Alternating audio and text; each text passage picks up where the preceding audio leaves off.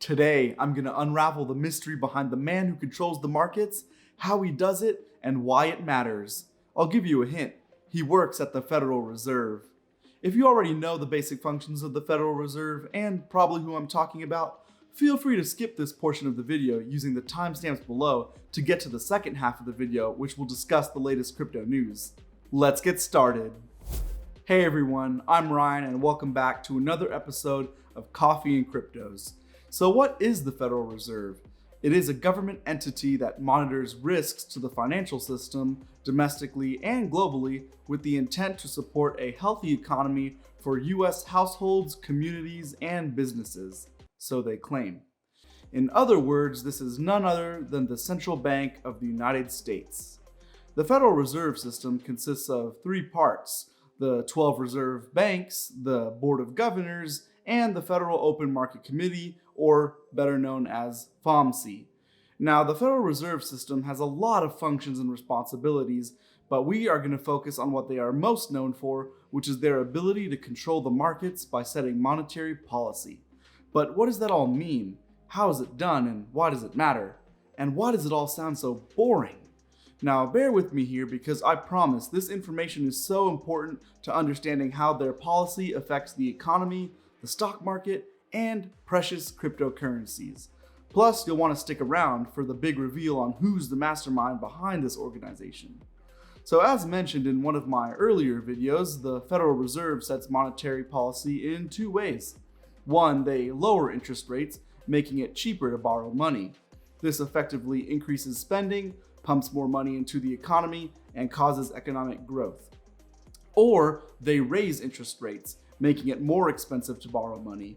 This has the opposite effect, of course, leading to decreased spending and shrinking the rate at which the economy grows.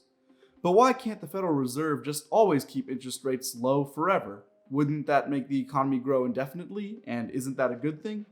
Well, you've heard of the answer, but you may not know it's the answer, and that is inflation. You see, if the economy grows too fast, a byproduct of such rapid growth is inflation. And as most Americans are painfully aware, too much inflation is a bad thing because it leads towards a loss of consumer purchasing power as the prices of almost everything you know increase faster than your salaries or wages can keep up. Now, this is why the Fed has both options at its disposal, and it must always walk the tightrope between having the economy grow too fast or too slow.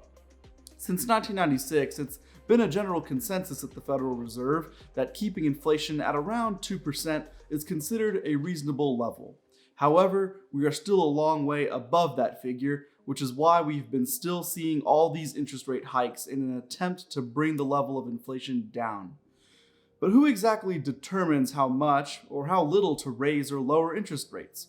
Who is responsible for examining the economic data and then making a decision every 6 weeks? Enter Jerome Powell, the chair of the Board of Governors of the Federal Reserve System. He, along with the other 11 members of the Federal Open Market Committee, meet around 8 times a year and pull the proverbial puppet strings that will affect the economy. And on February 1st, the FOMC met as scheduled and decided to raise interest rates once more by 25 basis points this time, or 0.25%, bringing the effective federal funds rate to 4.75%. Now, this most recent interest rate hike was smaller than the ones that came previously due to some signs showing that inflation levels are slowly starting to come down. To give you a sense of how long the Fed has been trying to get inflation to come down, this was the 8th interest rate increase in the past year. Mr. Powell's comments to the press on February 1st hinted at what's to come. He stated that the Federal Reserve wants to be very cautious and not prematurely declare victory over getting inflation levels down. He also mentioned that we are in store for probably a couple more rate hikes before they start to maintain then reverse course. He anticipates keeping interest rates high for the remainder of 2023 and thinks that the Fed can achieve the elusive soft landing, which is getting inflation under control at that 2% level without huge job losses. Now, this is key because the unemployment rate, which is used in combination with other metrics, is one of the most important metrics that the Fed uses to measure how fast or how slow the economy is growing. Obviously, it makes for bad press if Mr. Powell admits to the press that he is willing to crash the economy to get inflation under control, so instead he has to choose his words very carefully. He is a politician after all. But losses in the labor force is definitely one of the ways that the Fed looks at slowing the economy down. Remember, if wages and jobs are too high, that leads to runaway inflation. So for inflation to come back down, jobs and wages must lower as well. The whole thing is a complicated balancing act. What makes it even more confusing is that everything the Federal Reserve does has a lagging effect. It takes time for the results of their monetary policy to present themselves in the metrics of the economy, which is why we see these large spikes of inflation. Some argue it is because the Federal Reserve sometimes makes the wrong call, causing policy to be too little, too late. This most famously happened during the COVID-19 pandemic when Mr. Powell said he believed that rising inflation rates were temporary, or transitory as he put it. As we all know, this proved to be not the case, and inflation kept rising until it got to the point where finally a series of large interest rate hikes were deployed in an attempt to get it under control. Even in the present moment, we can still see the lagging effect, as it may seem strange to start easing interest rate hikes right now when inflation is still relatively high. We can expect the next two rate increases to also be 0.25% or something similar before the Fed thinks about slowly decreasing rates. But why is all this stuff important to the markets? Well, the truth is that it has everything to do with the markets. Even though the stock market is not always a reflection of the economy, investors everywhere pay close attention to what the Federal Reserve is doing, so they can price in their own forecasts and adjust their strategies accordingly. For example, all it takes is for Jerome Powell to say something that investors don't want to hear to send the markets crashing deep into the red. This is also why I discourage anyone from investing on days of events that can cause volatility, such as FOMC meetings. Now, sometimes you don't know how the market will digest the news because it is largely based on sentiment. If Mr. Powell has good news, you can expect the market to rally, but that is not always the case. More often than not, people can accurately expect what the Fed will do next, and the Fed is pretty good about staying on message. Congratulations, friend. You've made it through that crash course on the Federal Reserve. I hope you gained some knowledge from that, but if not, keep on watching to hopefully gain some more. Moving right along into the crypto news, on February 2nd, Coinbase won the dismissal of its class action lawsuit, causing its stock to surge more than 28%. The lawsuit was brought on by angry customers who claimed that Coinbase selling tokens on its exchange was the same thing as an unregistered securities offering. Now, the lawsuit alleges that by acting as an intermediary, Coinbase is in fact the actual direct seller of the tokens. However, by looking at Coinbase's user agreement, a federal judge ruled that Coinbase was in fact not the direct seller of the tokens and threw out the lawsuit. For our next story, could one Bitcoin be worth $1.5 million in just 7 years? Investor Cathie Wood of ARK Investment Management seems to think so. She and her firm continue to double down on crypto and blockchain technology with the belief that Bitcoin will become a multi-trillion-dollar market.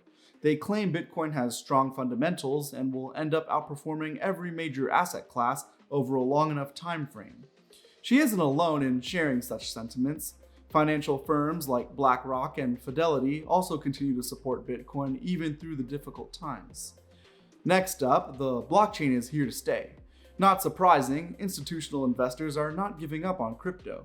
According to a January 27th report from Matrixport, as much as 85% of all Bitcoin buying is done at the hands of American institutional investors. Now, this is being seen as another indicator that the bull market has started officially. Now, the report also mentions that it expects to see some altcoins outperform against Bitcoin, as institutional investors typically buy Bitcoin first before then exploring other cryptocurrencies to invest in. Overall, this is a good sign for the industry and only proves that institutional adoption is occurring. For the next story, Charlie Munger embraces the policies of China. The right-hand man to Warren Buffett and vice chair of Berkshire Hathaway writes a blistering critique of cryptocurrency, calling for the US to take steps to ban it, much like China has. He has been a long-time skeptic of Bitcoin and other cryptos, calling it rat poison and other terrible things. Now, I'm not one to disrespect one's hustle, and he certainly has proven himself to be a successful investor, but statements like this only serve to prove one point. And he has no idea what he's talking about. In the words of Michael Saylor of MicroStrategy, would you go to your great-grandfather for investment advice on the latest technology? The simple fact of the matter is that Charlie Munger is far too old, bear in mind he's 99, to truly understand such a futuristic and disruptive concept. He is a man stuck in his antiquated ways because that is what feels safe for him, and he feels threatened by something new. Do you seriously think that he would take the time to even try to understand what blockchain could do for the world with its infinite applications across different market sectors? No, he is attempting to use whatever credibility he's gained as a traditional investor to attack something that he hates. Compared to Bitcoin, he is most likely jealous that he is barely deserving of a footnote in the history of financial achievements. Definitely shameful to see what he's saying. Lastly, let's end on a high note. As I'm sure those of you who have bought and held on throughout the harsh crypto winter, it's been tough, but better days are ahead. So far, we've seen our portfolios spring back to life, but there's still a long way to go. As long as you've been buying consistently during the bear market and dollar cost averaging, just imagine how high you'll be slingshotted once Bitcoin reclaims its previous all-time high and goes past it. Well, that's all for this one, guys. Dominique and I want to take the time to thank you for getting us over 50 subscribers. It's just been crazy to think that a few months ago this was all a dream. It had been a concept I had for some years now, but it was Dominique who recognized my passion and convinced me to start this journey, and I've never been happier.